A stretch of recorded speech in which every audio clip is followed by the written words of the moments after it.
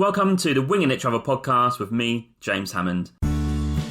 Every Monday, I'll be joined by guests to talk about their travel stories, travel tips, backpacking advice, and so much more. Right now, I'm taking the podcast on the road travelling with me. So tune in every week for short-form episodes detailing all my travels alongside my Monday guest episode. Are you a backpacker, gap year student, or simply someone who loves to travel? Then this is the podcast for you, designed to inspire you to travel. There'll be stories to tell, tips to share, and experiences to inspire. Welcome to the show.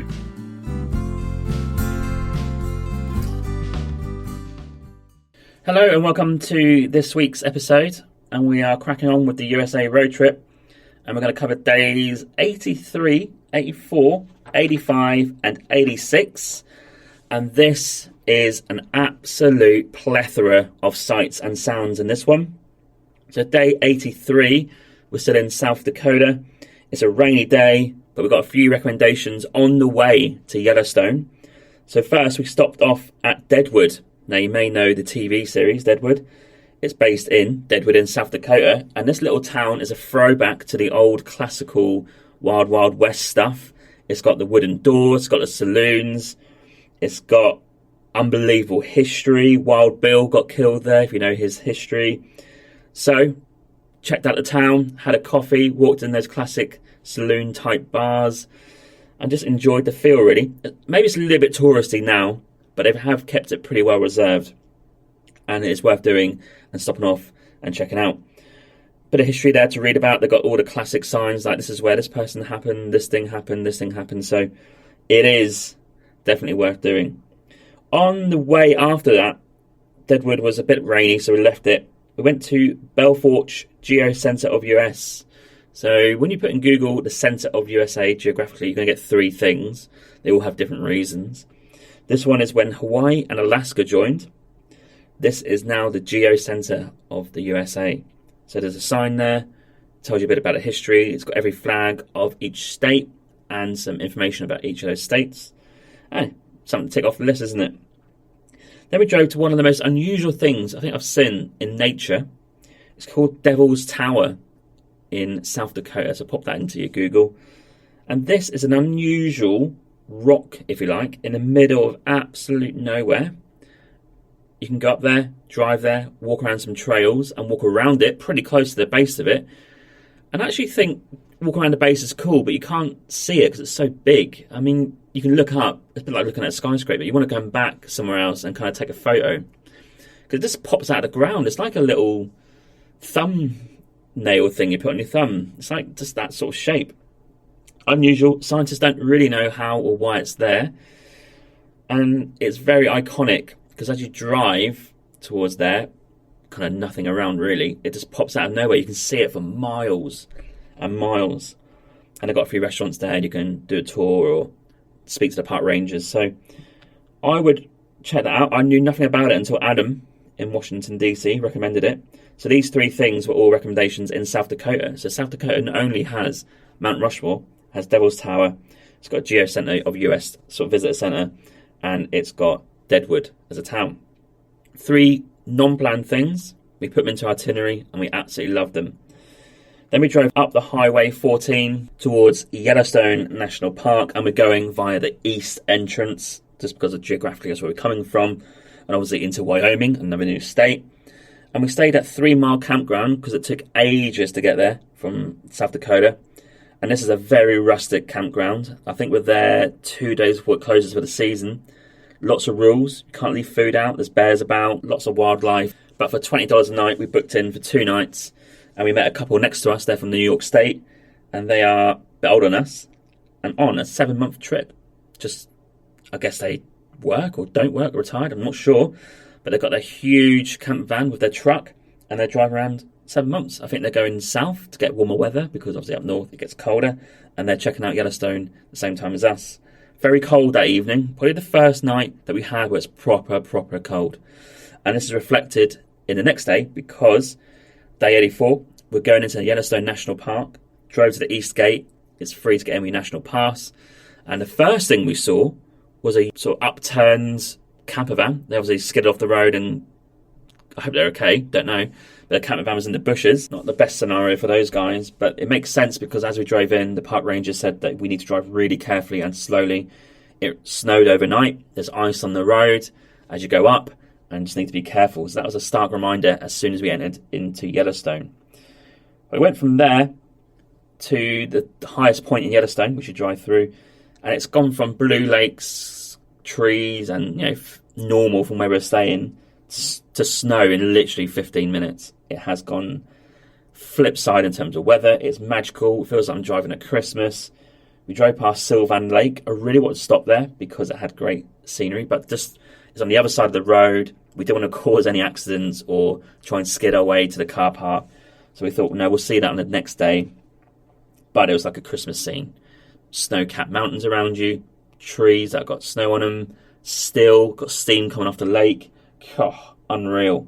Breathtaking, really.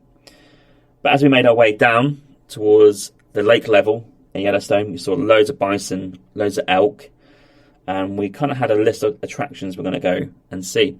Now, when you come through from the East Gate, you can go left or right pretty much, and it's a loop road. Now, if you're doing 2 or 3 days, you're obviously going to go partly in and maybe stay in the campground in the site, but they were booked out, so we had to come back and go back to our campsite that we booked.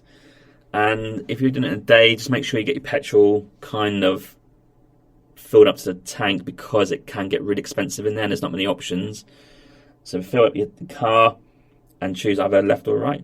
We went right, so we went along the north side of the loop road and then back round, find the south loop, back to our campground, and then the day after we're going left, so we're going to go around the south up to West Yellowstone. And on this day, we had a few things to tick off. We want to go and see the mud volcano, the Grand Canyon of Yellowstone, steamboat geysers, the oblique geyser as well. And it's a day filled with lots of geysers, lots of weird smelling sulphur, lots of boiling water everywhere, elk, bison, other wildlife, waterfalls, and quite a lot of people. Chuck in there a lot of driving. It's a heck of a day, but unreal views. Felt a bit surreal being there. You hear about it, you read about it, and it's like, oh, you could spend a week here easily. So we had to pick and choose what to see. This is a patron shout out to Laura from the Swamp Soup Stickers, who has contributed £5 to the podcast on my Patreon. Thank you so much for your support. Really appreciate it, and it helps the podcast to keep going in the future. If you're interested, head to the show notes where you'll find a link to my Patreon. The website address is patreon.com/Winging It Travel Podcast.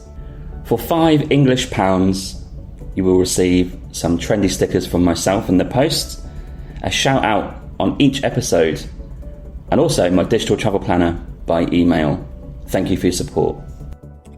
And in hindsight, we probably should have stayed in Yellowstone National Park and probably booked it maybe a bit more in advance, because what we had to do is drive, go through the north part of the loop, see our stuff, drive all the way back via the south loop back to the campsite. I mean, you're kind of wasting a lot of petrol there, right?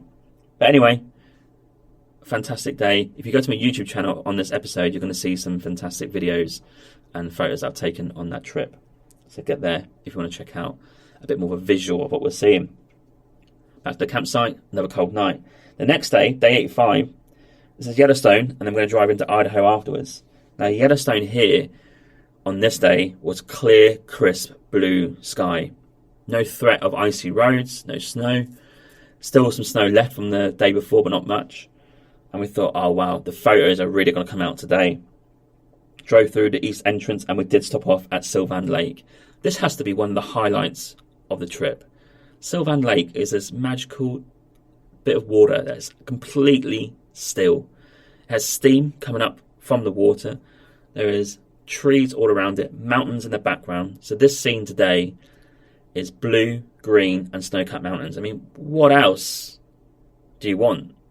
So I guess we hang around there for like half an hour, just admiring the views. Bit nippy, bit cold because you're high up in elevation. But my word, you're going to have to stop there and kind of, I think you can do maybe a trail around there as well.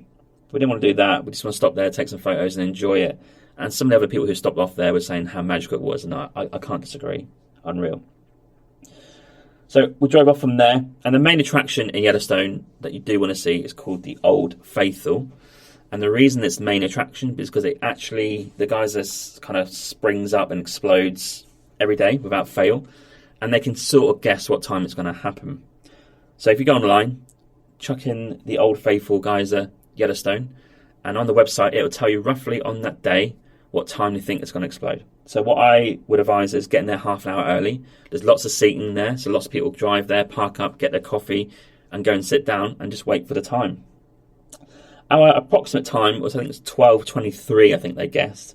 So we got there about 11:30, quite early, and it probably exploded around 12:15, 12:20. And my word, I've seen this before in Chile and Iceland, but it's just spectacular. It's just like a mystery, isn't it? Why is it all sprawling up, the water spitting out of the surface? What's causing that? There's like a little one, then there's a big one, and it goes on for ages, like for 2 or 3 minutes, it's spouting out. It really is a spectacular sight of nature, and one that I just can't recommend enough. Like, you're just going to have to go and do it. It's probably the most cliche thing to do in Yellowstone, but you've got to do it. It's the main attraction for a reason. So Old Faithful is definitely worth checking out.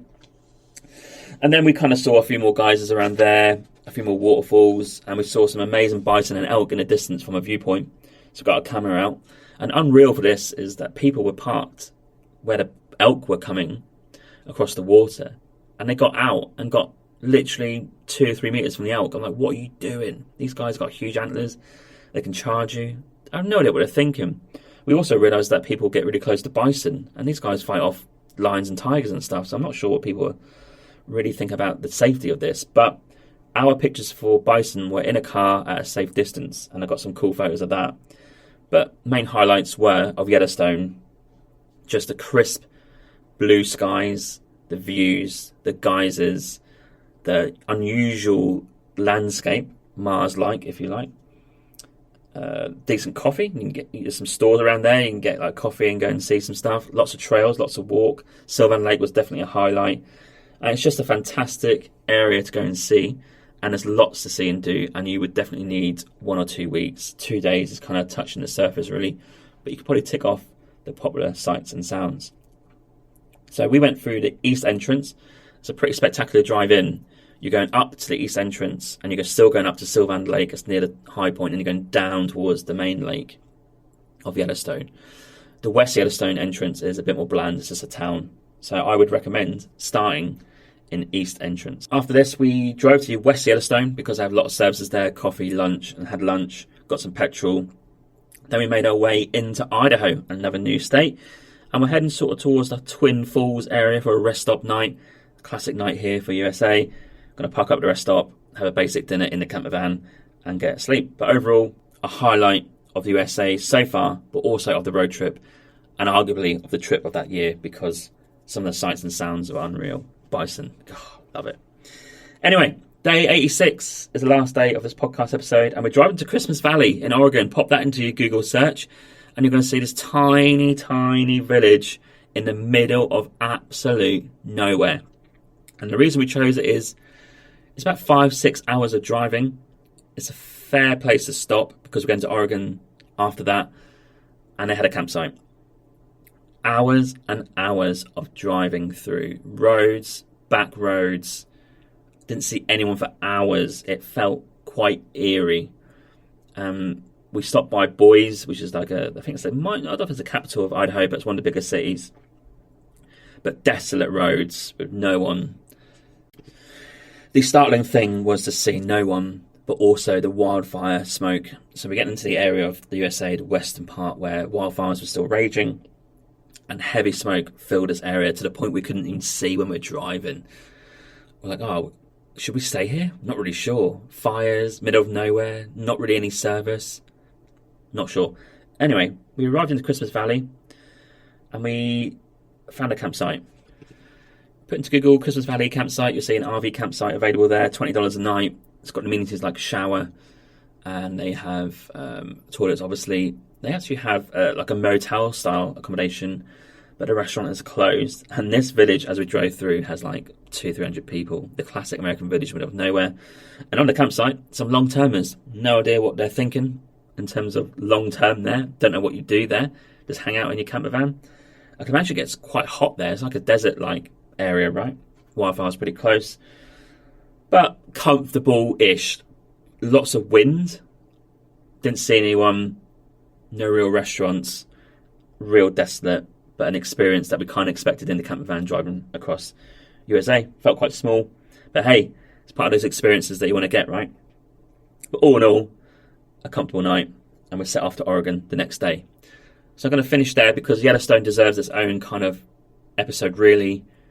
I've described what I loved about it. I would highly recommend to people to go there. If you have your National Parks Pass, you're going to get in for free.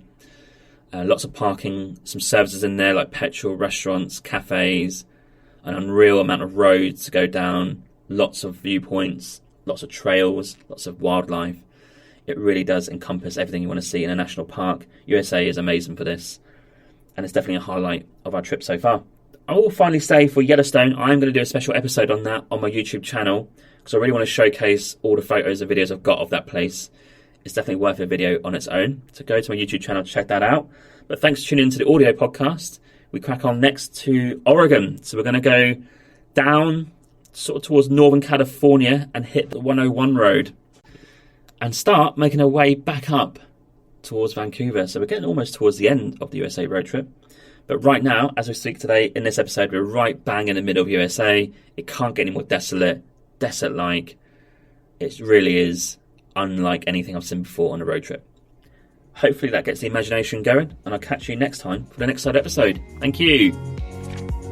Hey, yeah, just a quick one. I just want to say there are many ways to support this podcast. You can buy me a coffee and help support the podcast with $5, or you can go to my merch store with the affiliate link with TeePublic, where there's plenty of merch available to buy, such as t-shirts, jumpers, hoodies, and also some children's clothing.